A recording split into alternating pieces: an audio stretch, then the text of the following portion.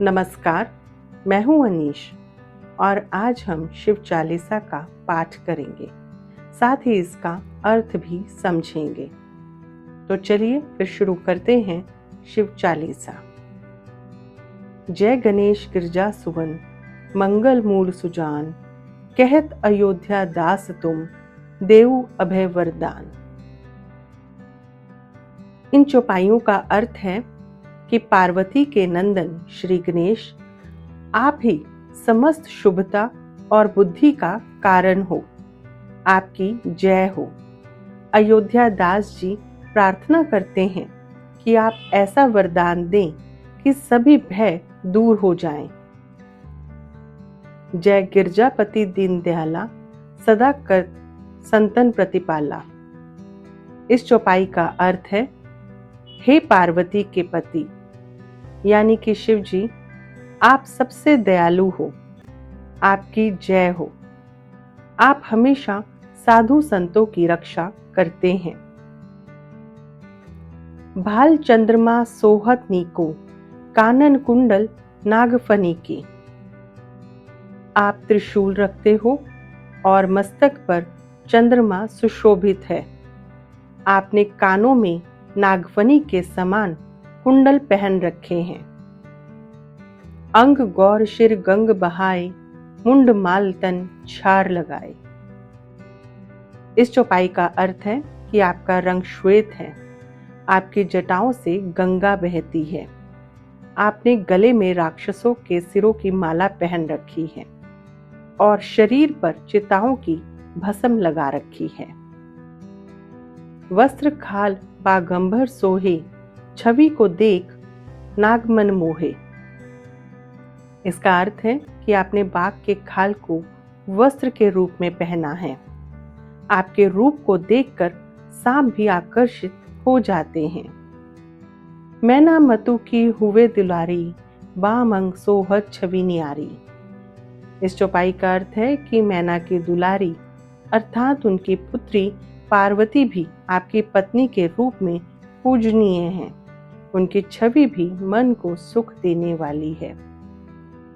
कर त्रिशूल सोहत छवि भारी, करत सदा शत्रुन शैकारी। इस चौपाई का अर्थ है कि हाथों में त्रिशूल आपकी छवि को और भी शोभायमान बनाता है, क्योंकि उससे सदैव शत्रुओं का विनाश होता है। नंदी गणेश सोहे तह कैसे, सागर मध्य कमल है जैसे। इसका अर्थ है कि आपके पास में आपकी सवारी नंदी और पुत्र गणेश इस तरह दिखाई दे रहे हैं जैसे कि समुद्र के मध्य में दो कमल खिल रहे हों।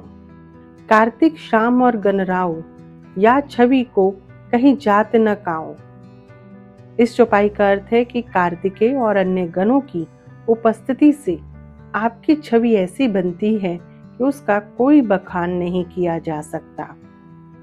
देवन जभी जय पुकारा, तभी दुख प्रभु आप निवारा।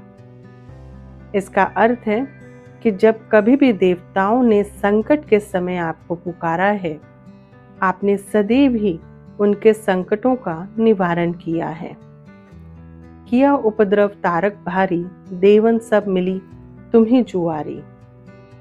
इसका अर्थ है कि जब ताड़कासुर नाम के राक्षस ने देवताओं पर बहुत अत्याचार किया, तब सभी देवतागण उससे छुटकारा पाने के लिए आपकी शरण चले गए।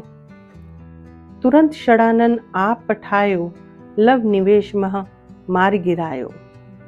इसका अर्थ है कि देवताओं के आग्रह पर आपने तुरंत अपने बड़े पुत्र कार्तिक को वहां भेजा और उन्होंने बिना देरी किए उस पापी राक्षस का वध कर दिया। आप जलधर असुर संहारा, सुयश तुम्हार विदित संसारा। आपने जलधर नाम के राक्षस का संहार किया था, जिस कारण आपका यश संपूर्ण विश्व में व्याप्त है। त्रिपुरासुर संयुद्ध मचाई, सभे कृपा कर लीन बचाई। इसका अर्थ है कि त्रिपुरासुर नाम के राक्षस से भी आप ही ने युद्ध करके उसका वध किया था और आपकी कृपा से ही देवताओं के मान की रक्षा हुई। किया तपहि भगीरथ भारी, पूर्व प्रतिज्ञा तासु पुरारी। इसका अर्थ है कि जब भगीरथ ने गंगा को पृथ्वी पर लाने के लिए कठोर तप किया, तब आपने ही अपनी जटाओं में गंगा के प्रवाह को सम्माहित कर लिया था। दानिन मह तुम सब कोई नहीं, सेवक स्तुति करत सदा ही। इसका अर्थ है कि आपके समान दान दाता इस संसार में कोई नहीं है। भक्तगण हमेशा आपकी स्तुति करते हैं। वेद नाम महिमा तब गाई, अकथ अनादि भेदी नहीं पाई। इसका अर्थ है कि समस्त वेद भी आपकी महिमा का बखान करते हैं, लेकिन आप रहस्य हैं, इसीलिए आपका भेद कोई भी नहीं जान पाया है। प्रगति उदती मंथन में ज्वाला, जुरत सरासर भय विहाला। इसका अर्थ है कि समुद्र मंथन के दौरान विष का घड़ा निकलने पर देवता और असुर दोनों ही भय से कांपने लगे थे। कीन दया तह करी सहाई, नीलकंठ तब नाम कहाई।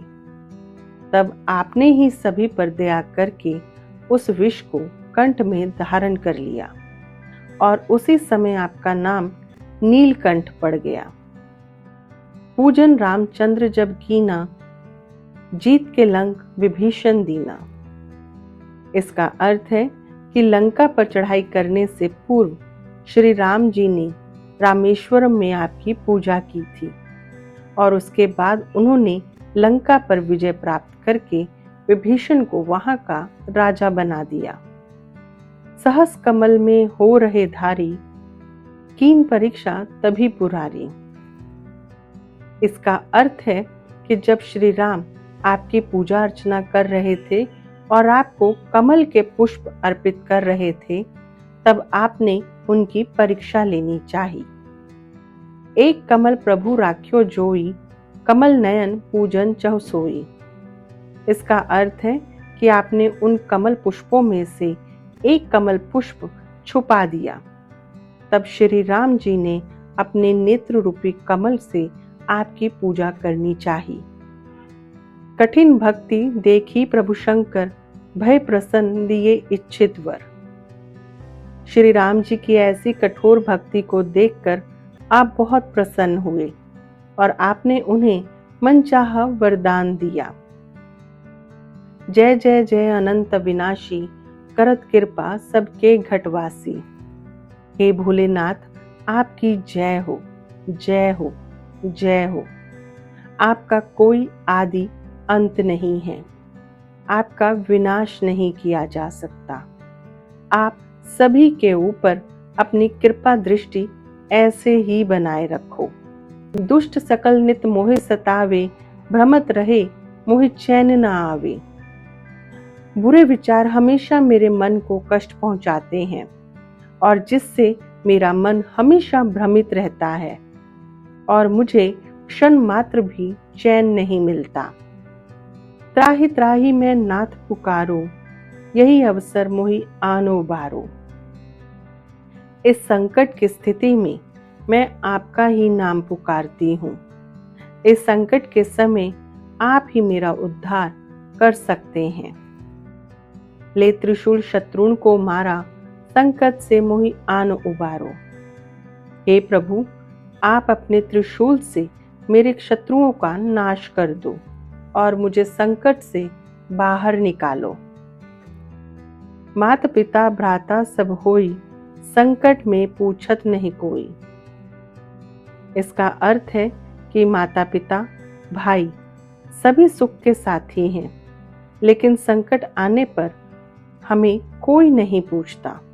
स्वामी एक है आस तुम्हारी, आयो हरू मम संकट भारी।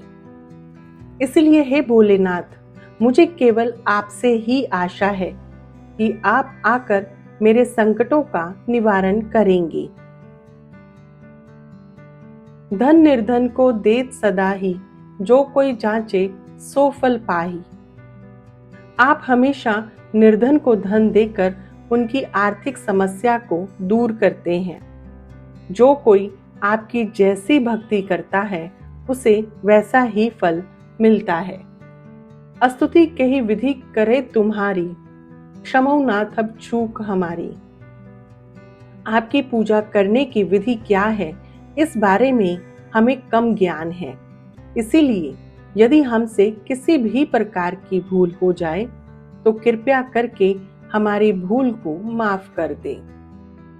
शंकर हो संकट के नाशन, मंगल कारण विघ्न विनाशन। हे भगवान शंकर, आप ही सभी संकटों का नाश करने वाले हो। आप ही सभी का मंगल करने वाले हो। आप ही विघ्नों का नाश करने वाले हो। योगी यति मुनि ध्यान लगावे, नारद शारद शीश नवावे। सभी योगी मुनि आपका ध्यान करते हैं। नारद और सभी देवतागण आपके सामने शीश नवाते हैं। नमो नमो जय नमः शिवाय, सुर ब्रह्मादिक पार न पाए। आपका ध्यान करने का मूल मंत्र ओम नमः शिवाय है। इस मंत्र का जाप करके सभी देवताओं में ब्रह्मा आदि ने भी पार नहीं पाया है। जो ये पाठ करे मन लाई, तापर होत है शंभु सहाई। जो भी भक्त सच्चे मन से इस शिव चालीसा का पाठ करते हैं उन पर भोलेनाथ की कृपा अवश्य होती है। ऋणिया जो कोई हो अधिकारी, पाठ करे सो पावनहारी।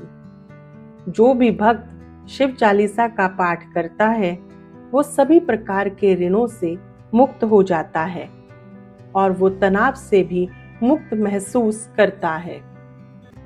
पुत्रहीन कर इच्छा जोई, निश्चय शिव प्रसाद तो ही होई। यदि किसी दंपति को संतान प्राप्ति नहीं हो रही तो निश्चय ही शिव जी की कृपा से उसे पुत्र की प्राप्ति होगी। पंडित त्रयोदशी को लावे, ध्यान पूर्वक होम करावे। प्रत्येक माह की त्रयोदशी के दिन अपने घर में पंडित को बुलाकर शिव चालीसा का पाठ और हवन करवाना चाहिए। त्रयोदशी व्रत करे हमेशा, ताके तन नहीं रहे कलेशा। जो भी भक्त त्रयोदशी के दिन आपका व्रत करता है उसका तन हमेशा निरोगी रहता है। धूप दीप नैवेद्य चढ़ावे, शंकर सन्मुख पाठ सुनावे। इसका अर्थ है कि भगवान शिव को पूजा में धूप दीप और नैवेद्य चढ़ाना चाहिए और उनके सन्मुख बैठकर शिव चालीसा का पाठ सुनना और सुनाना चाहिए। जन्म जन्म के पाप नसावे, अंत धाम शिवपुर में पावे।